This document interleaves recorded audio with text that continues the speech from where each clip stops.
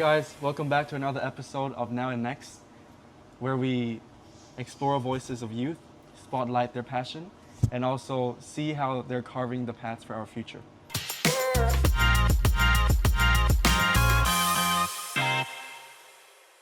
In today's topic, we'll be exploring something that I believe is quite important, and to me, it strikes a deep personal chord to all of us. And it's about art, history, but also the very roots of human expression. Let's dive deep into this space, and together we will unpack this problem and learn what it means to prioritize expression over expectations. So, first of all, Chase, can you introduce yourself? Xin chào, tôi tên là Chase, tôi là người Hàn Quốc. Yeah, my Vietnamese is pretty weak, but I was born in Korea, but I was raised in Vietnam since I was about 2 years old. And one thing about me is that, as Paul mentioned, I really love theater. And my love for theater, I can't really explain when it started, but because it's not something that grows overnight. This passion, and it resided within me since I was a child, but it was me who took that step forward to pursue performing, because I really enjoyed singing as a child, because who doesn't love music, right? And and I thought, what good is it if I sing to myself? And I thought, maybe it would be fun if I go and sing to an audience, but I had to build this confidence by public speaking. And if you knew me from a young age, then you would know I'm really awkward. No, there's no way you're awkward. I'm really awkward, and I have a severe lack of confidence. I still do. I'm still stuttering. I mean, as far as I know him, he's a very confident guy. And I've known him for like around more than 5 years now. So one thing I've got to ask you, and actually I was planning to ask you in this interview now that you said it, is how do you get your confidence? I mean, you're so confident on stage. Your stage presence is just so insanely good. So how did you build this? Or, well, like you said, it's not natural, but I think it's pretty natural. Or did you build it? Well, if you really enjoy something, you want to do whatever it takes to do it. I had to overcome this obstacle of lack of confidence. I did it by participating in little things like raising your hand in class. So something that simple. Talking to people you don't know. Public speaking, because I'd say speaking in front of an audience is scary. Speaking in front of a camera is scary. Probably more scary. Yeah. But then, when you start acting in front of other people, when you start singing in front of other people, it gets even more daunting. It becomes even more scary. And I fear for my life on stage as well, because I can't really see the audience, so I feel like they're judging me, Do you have a spot in the room you stare at all the time? Or, I mean, I've had a couple of speeches on stage too. What I tend to do is I just look at the back of the stage. I mean, it's something you can read online, I guess. I searched it up and they were like, oh, just look at the back of the stage. And that's what I do. Is it different for you? Because then you're walking around, and you're also performing, so it's extra hard. For me, I try not to care too much about the audience, but you really have to, because if the audience is here and you have your back turned to them, they're not going to be able to really hear what you're saying or see your facial expressions. So you need to care for that. But try not to look directly at the audience, is all I'm going to say. Or directly at the light, because you're going to be blinded. So moving back to our topic, as we said before, surely it's evident that drama is overlooked relative to a lot of conventional career pathways. Like, for example, business or maybe law. So in your perspective, why do you think this is? Especially in schools, or maybe even a bit more personally from our parents? Well, theater is really overlooked, I think, because of career instability, right? And it's not exactly an educational subject, dare I say, because it's just really different. When you're doing math, when you're doing English, when you're doing science, you sit down at a table. It's like the very conventional subject. You sit down, write, and there are questions. In theater, you don't do much of that. You get up, it's more physical. and chances of you succeeding in the field are quite slim, quite low, because in this vast world, there are a lot of talented individuals, and those who succeed that we see in movies, that we see in Broadway or West End, they're an extremely small percentage of those talented individuals. So it all ties down. It all relates to like how much power you have, if you're lucky as well, etc. You know.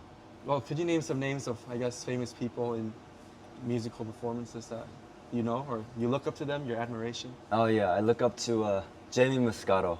Yeah, so for example, Jamie. Well, for him, he might not necessarily earn as much as somebody who maybe just acts in a Marvel movie, but that doesn't necessarily mean that Jamie is less talented in any way or form in acting or performances. I know we're talking about two different fields, but here one is more monetizable, I guess, and one is less. So do you think that has an impact on career pathways for the future? Would you still pursue musical performances if you knew that? Yeah, theater is definitely overlooked, and it's quite tragic. You know, we all appreciate music. We all appreciate the arts. I bet everyone watching this likes to listen to songs, likes to watch movies, likes even a handful of you guys might like to watch musicals or like to perform.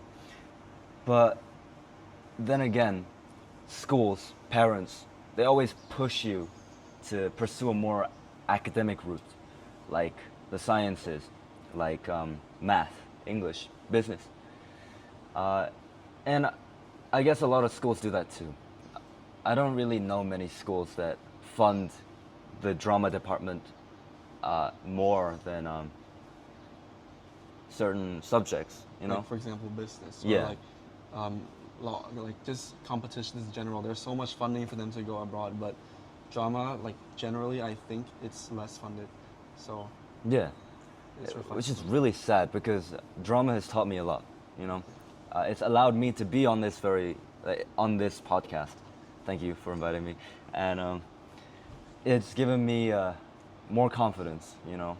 But also sometimes, like, I also heard that people actually feel, sometimes when life gets a bit harder and you face problems and sometimes you don't even understand yourself, don't you think it's good to fill in someone else's shoes and then from a different character when you're acting, you're getting really into playing as someone else's life? Don't you see a part of your life there or in a different light, a different angle that helps you understand yourself more? That's an interesting take on like being a character because I guess so, but sometimes like it's best you don't dive too deep into a character. For example, there's this musical called Heathers, right? It's one of my favorites. It's Yeah. one of the best, in my opinion. The songs are great. You should watch it. And one of the main characters, JD, is I think a psychopath. You know, he tries to bomb the school and stuff. So you don't want to be crazy. Yeah, Yeah. you don't want to be too crazy. But yeah, Okay, but I meant like not like crazy characters, like just normal normal characters. characters. Yeah, Normal for example, characters. me. I was in the musical Legally Blonde recently. Yeah, legally.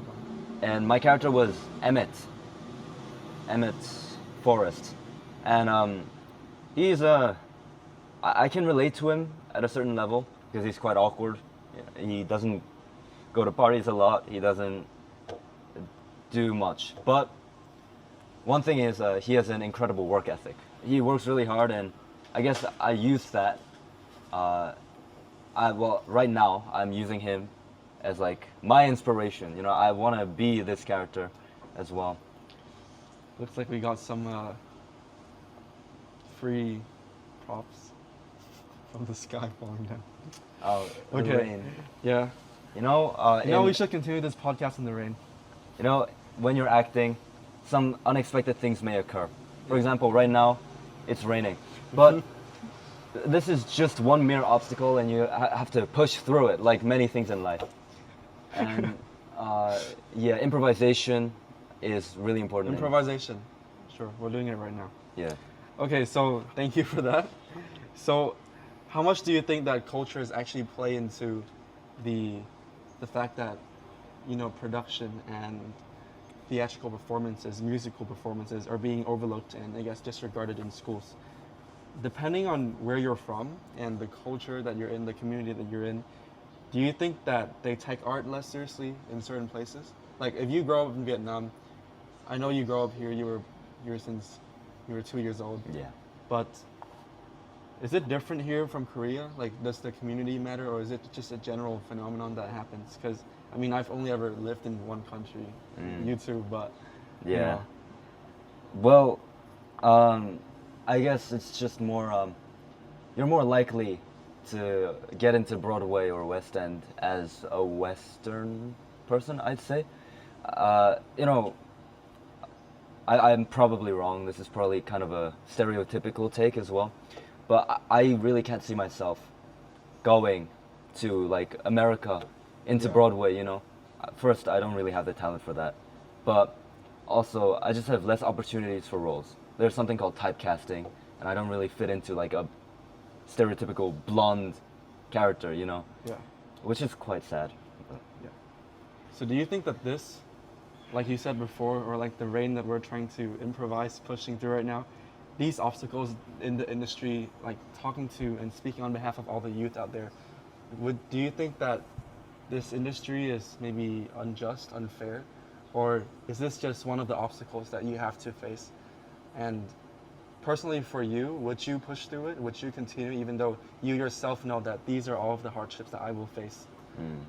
well, even though I perform and I perform in a fake world, you know, I try to tell a story on based up like made up things, but I like to think realistically. And realistically, I don't think it's really likely for me to pursue musical theater in the future. But if I do overcome these obstacles, yeah, for sure, sign me up. I love performing. I seriously love it. It's really fun. I recommend all viewers, if you guys are struggling with the decision, should I do this, should I do that, just do it. You know, there's always time, and you won't regret it. Not doing it will make you regret it. You know. So you guys heard it from Chase. No matter how these social pressures try to keep you down, you should still try to thrive. You know, it's just one of the obstacles. And like he said, you have time.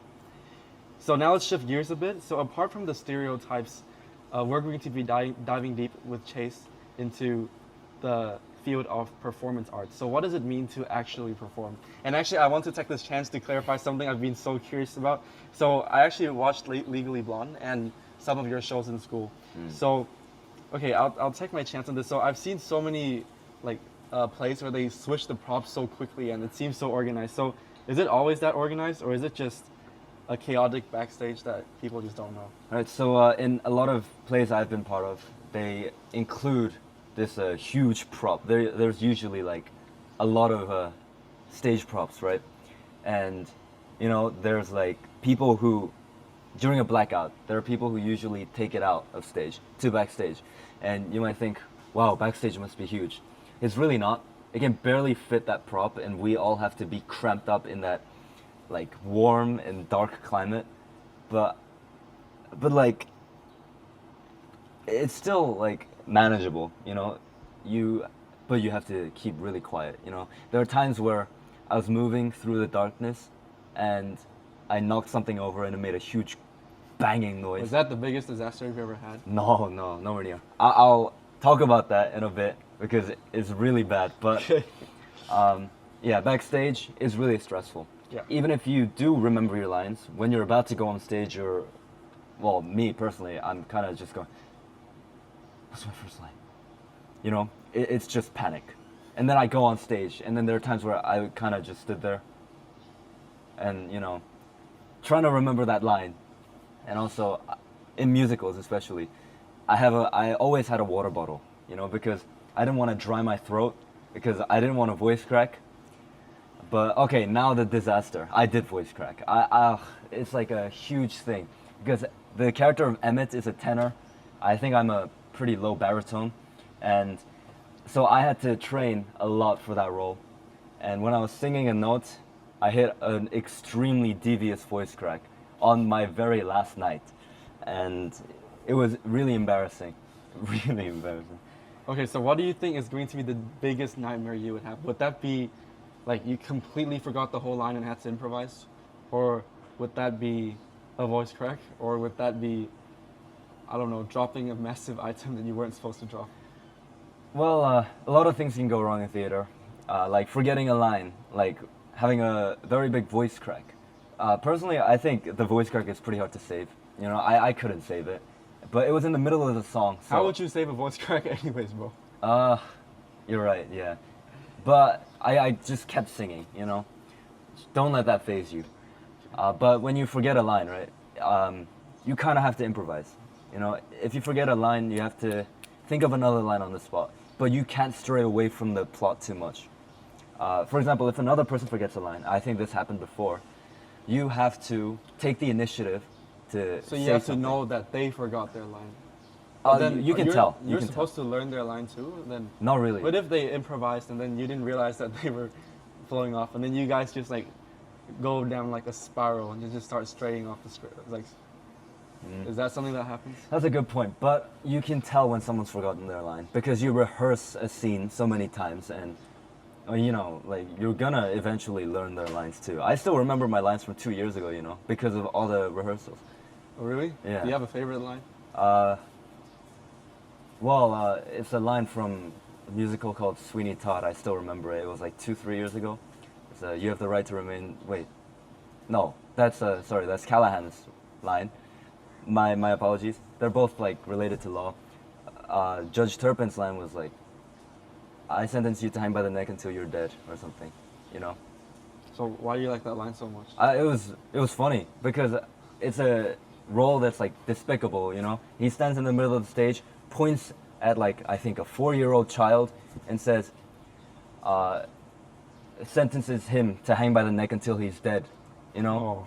it's funny. It's just funny. Actually, there was one thing I noticed while listening to you describing you being in the field of theatrical performances. I think it's actually quite similar. I actually resonate to that. Even though I've never acted, I'm bad at acting. I suck at acting. But then, well, I've never acted before. I don't know. But like, but okay. But I think there's one characteristic that stood out. I think it's still diligent, and you still have to be somebody that's very careful, somebody that's resilient almost. I mean, there's just so many things to keep together, right? If one thing falls out, the other things fall out, you're gonna go down like a whole other spiral. So I think it's actually quite similar to other conventional fields. Like for example, business or law. You sit on a desk, you do work, you diligently do it. But then a lot of people overlook performances because they think that it's just you walk up and you do what you enjoy. They view it as a hobby. But it takes effort, it takes training, it takes careful consideration of your actions, how you perform. So, what are your thoughts on this? I mean, a lot of people just consider theatrical performances or even just the subject itself as like something fun that you take. I mean, in the IB, a lot of my friends are like, oh, if you don't want to take English literature and language or language and literature, you can just take the drama one? Like the Literature and performance. Yeah, that one. They're like, oh, this one is so much easier for you to get a 7 on. I mean, is that true or would you disagree? Okay, first of all, I really respect people who enjoy theater, you know, who perform, and you know, I take the IB diploma, right? Yeah. The IB course. Yeah, me too. Yeah, we all do We here. were in the same school. Yeah. Okay. And for one of my higher level Yeah. subjects, I have taken theater, and you know, people don't appreciate it because in the class, including me, there are only 5 people. And that's it.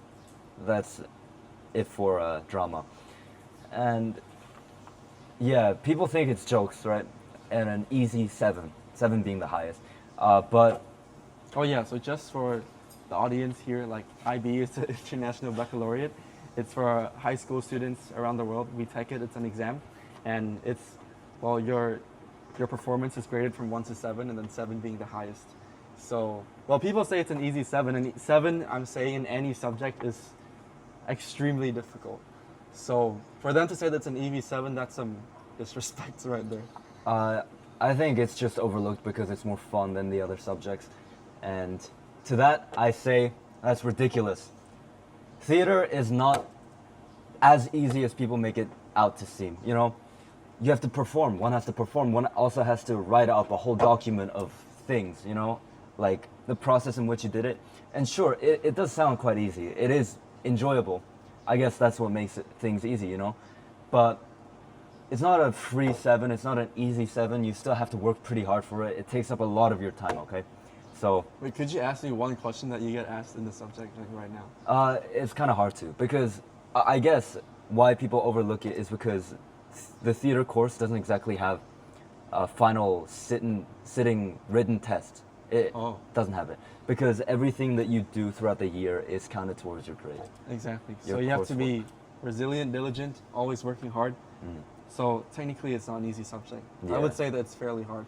You know, for a lot of subjects where people can just, you know, chill in class basically, and then just take the exam and score really high, and they still get graded. But your one, it's constantly assessed, so Yeah. that must be really stressful.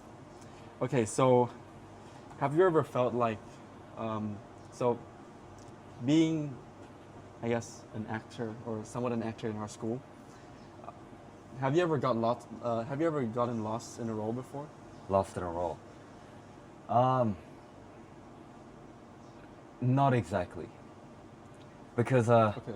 my roles were quite similar to myself, but I guess it's more because, except for Judge Turpin, like he was a pedophile and a criminal basically, but roles like Lucas from the Addams Family and Emmett from Legally Blonde, you know, I had the creative freedom. I could shape these characters myself.